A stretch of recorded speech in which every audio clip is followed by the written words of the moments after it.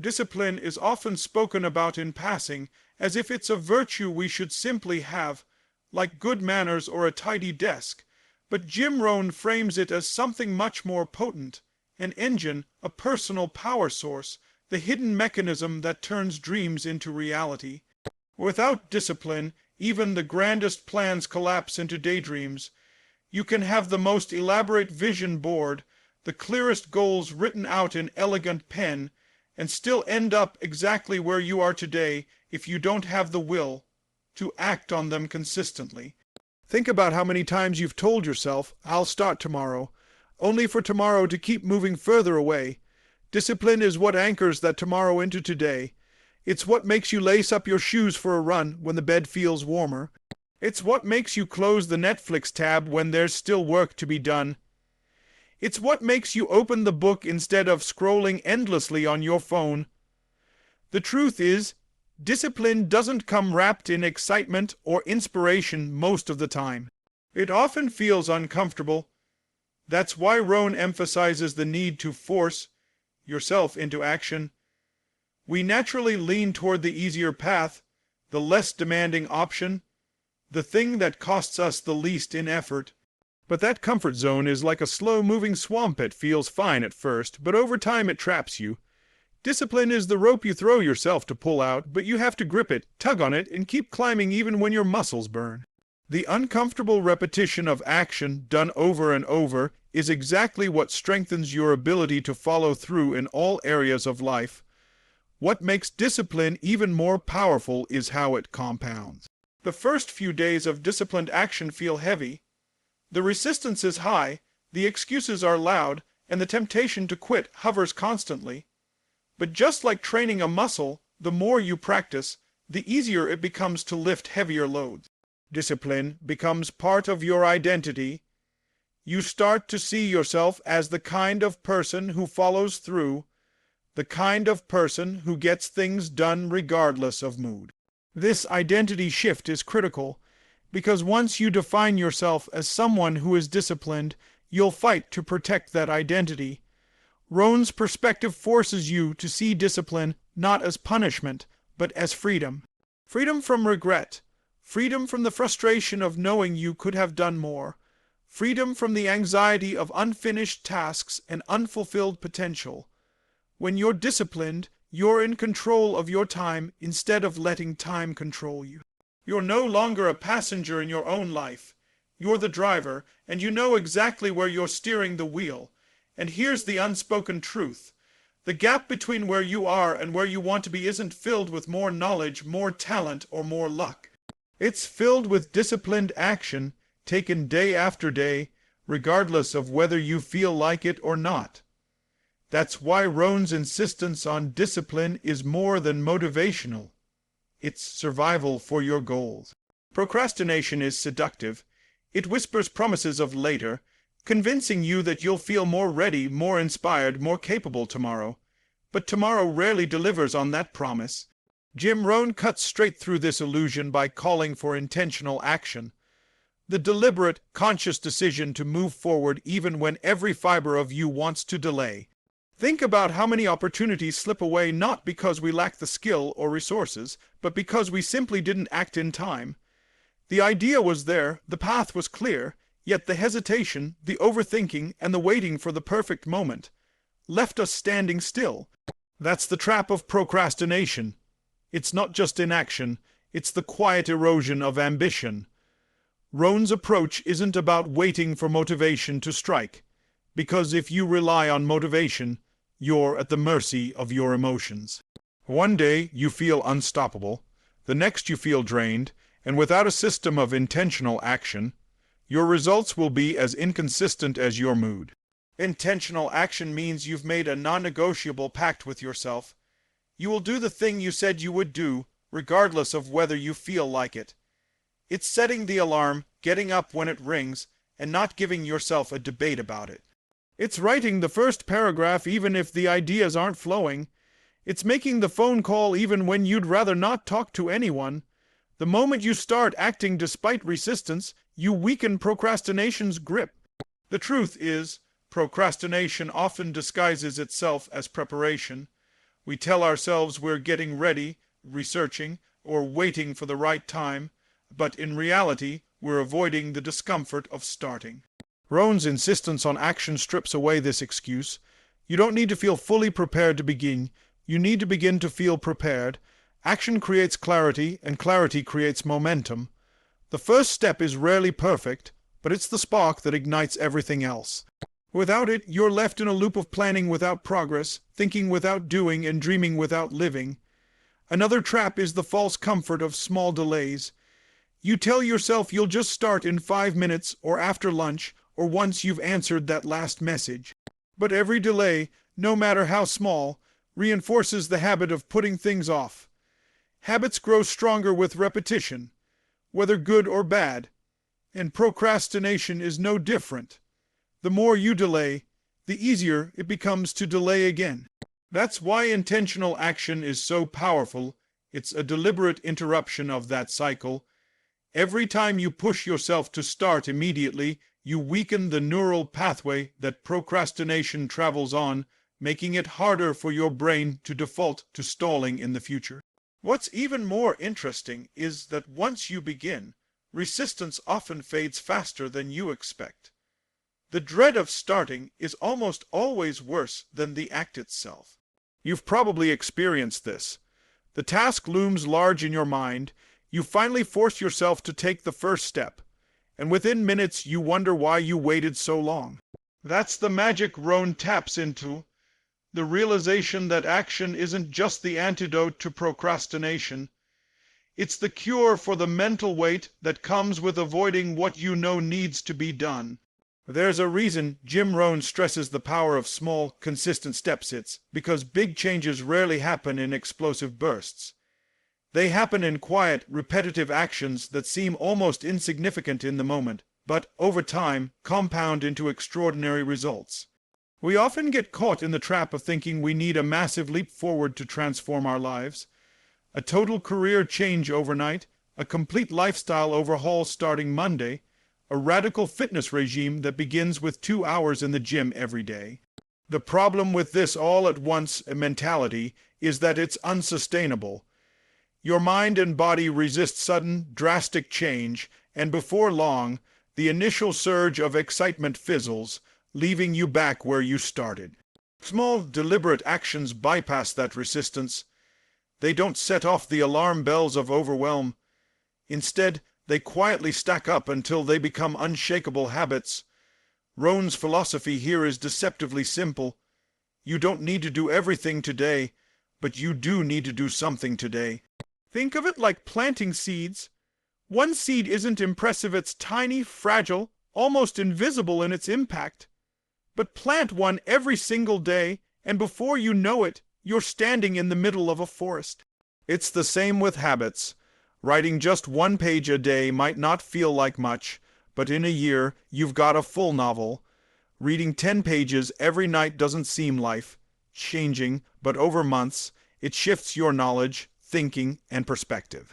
Saving a small amount each week won't make you rich instantly, but it builds a financial foundation you can stand on. The key is consistency, because consistency transforms effort into momentum, and momentum into mastery. The challenge is that small actions often don't give you immediate gratification. That's why so many people abandon them. They mistake lack of instant results for lack of progress. You go for a run and don't instantly lose weight, so you quit. You read a chapter of a self-development book and don't suddenly feel transformed, so you move on. Rohn warns against this mindset, reminding us that real change is slow, almost invisible at first. It's like watching grass grow. You don't see it happening day to day, but give it time, and the transformation is undeniable. Another hidden benefit of starting small is that it lowers the barrier to entry. The smaller the step, the easier it is to start, and starting is half the battle. If your goal is to meditate for 20 minutes a day, but you can only manage 2 minutes right now, start with 2. If your aim is to write for an hour, but you can only manage 10 minutes, start with 10. Those tiny commitments done daily do something powerful. They train your identity. You begin to see yourself as a person who meditates, a person who writes, a person who shows up, and once identity shifts, behavior naturally follows.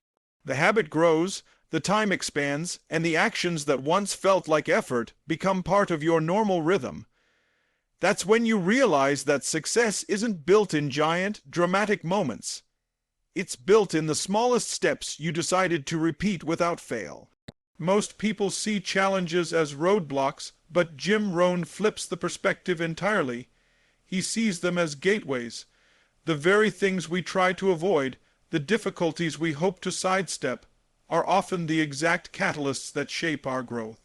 Without them, we'd stay the same, comfortable but stagnant, untouched by the kind of experiences that forge resilience and strength. Think about it. Every story of personal transformation has a moment where the hero encounters an obstacle, a setback, or a painful trial. It's never the smooth days that define who you become. It's the moments when things go wrong, when plans collapse, when you're forced to adapt or be left behind. Challenges, in Rohn's view, aren't there to stop you. They're there to sharpen you. The truth is, the human mind craves comfort, and comfort breeds repetition. You wake up, you go through your routine, you repeat the same steps day after day. Nothing changes because nothing has to, but the second life throws you a curveball, you're pushed out of that cozy loop. Suddenly you have to think differently, act differently, and find solutions you never needed before. That discomfort is growth in disguise. It's like working a muscle. You don't get stronger by keeping it relaxed. You get stronger by straining it, tearing the fibers so they rebuild stronger than before. The same applies to your mindset and skills. Rohn's message is that avoiding challenges is like refusing to train.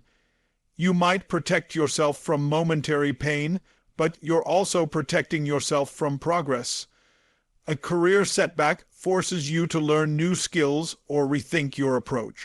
A failed project teaches you more about execution than a dozen successful ones ever could.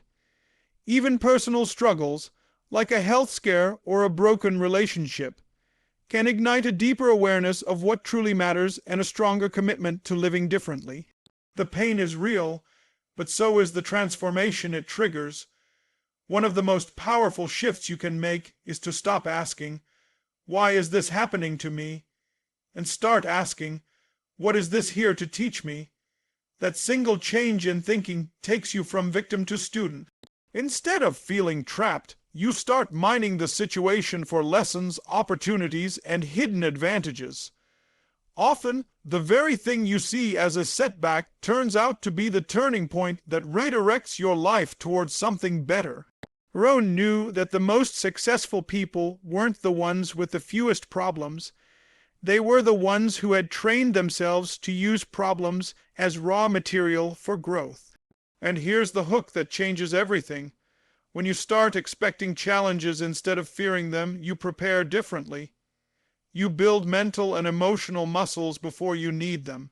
You don't crumble at the first sign of resistance. You lean into it, knowing that every obstacle carries the seed of an upgrade to your character, your abilities, and your future. Jim Rohn's insistence that action must become a daily, non-negotiable isn't about being busy for the sake of being busy. It's about building an unbreakable chain between where you are and where you want to be. Too many people treat action like a special event, something they'll do when they feel like it, or when the time is right. But waiting for the right time is like waiting for the ocean to stop having waves. It never happens. There will always be distractions, discomforts, and reasons to delay. Rohn's solution is simple but demanding. Strip away the option of inaction. Make forward movement part of your daily standard, not an occasional exception. Think of it like brushing your teeth. You don't skip it just because you don't feel inspired to do it. You do it because it's a habit, a baseline, a non-negotiable part of your day. That's how action should be toward your goals. When you treat it as mandatory, you stop wasting energy deciding whether to act. You simply act. This removes the mental tug-of-war that keeps so many people stuck. The decision has already been made in advance. Today, no matter what else happens, you will do something that moves you forward. That something may be small or massive, but it must happen. The magic here is in consistency, not intensity. If you only act in bursts, working like crazy for a week, then taking 2 weeks off, you break momentum, and every restart feels like starting from scratch. But when action is daily, momentum builds silently. Day by day, your small wins stack up, your skills sharpen, and your confidence grows. You stop being the kind of person who tries, and start becoming the kind of person who does. And that identity shift is priceless because it removes hesitation from the equation. Rohn also understood that daily action creates an internal rhythm. The more you show up, the more natural it feels to keep showing up. Skipping a day feels off, like missing a beat in a song. This is when discipline stops feeling like a fight and starts feeling like second nature. But getting to that point requires persistence in the beginning, when showing up feels forced, inconvenient, or even pointless. The early days are the hardest because you don't yet have proof that your efforts will pay off. But this is exactly where daily action matters most. Here's the part most people underestimate. The cumulative effect of small, daily actions is exponential, not linear. That means the results you get in a year aren't just 365 times what you did in a day. They're the result of compounding skill, knowledge, and momentum. The first days may feel slow. The first weeks may feel ordinary. But eventually, the gap between the person who acts daily and the person who acts occasionally becomes massive. The one who made action non-negotiable will have quietly built an empire, while the other is still getting ready to start. Jim Rohn draws a straight, unbreakable line between discipline, action, results, and fulfillment, a sequence so simple it's easy to overlook, yet it explains why some people move forward while others remain stuck. Discipline is the spark that ignites action. Action is the force that produces results. Results are the evidence that growth is happening, and fulfillment is the deep, lasting satisfaction that comes from knowing you've lived up to your own potential. Remove any link in that chain and the whole structure collapses. Without discipline, you won't act. Without action, you won't see results. Without results, fulfillment becomes an empty wish instead of a lived reality. The beauty of this sequence is that it works for anything. Whether your goal is building a business, improving your health, deepening relationships, or mastering a skill. It doesn't care if you feel motivated or not. It doesn't care about your excuses. It only responds to what you do. Rohn often challenged his listeners with the question, if you know what to do and you don't do it, what good is the knowledge? The truth is, knowledge without action is like a seed left in a drawer. It has potential, but it will never grow unless planted and nurtured. Discipline acts like the key that unlocks that potential. When you decide to follow through on what you've committed to, even when it's uncomfortable, you're telling yourself that your word means something. That builds trust in yourself, and self-trust is an incredible motivator. Once you start acting consistently, results begin to appear. Not always instantly, not always dramatically, but they come. Maybe it's a few pounds lost, a skill improved, a small profit earned, or a deeper connection with someone important to you. These results, however small at first, create a feedback loop. They prove that your effort matters, that you have the power to influence your own future. What's fascinating is how results feed into fulfillment. Fulfillment doesn't come from comfort or idleness. It comes from progress. It's the quiet joy of seeing a plan take shape, the pride of knowing you stuck to your word, the confidence of knowing you can rely on yourself to act.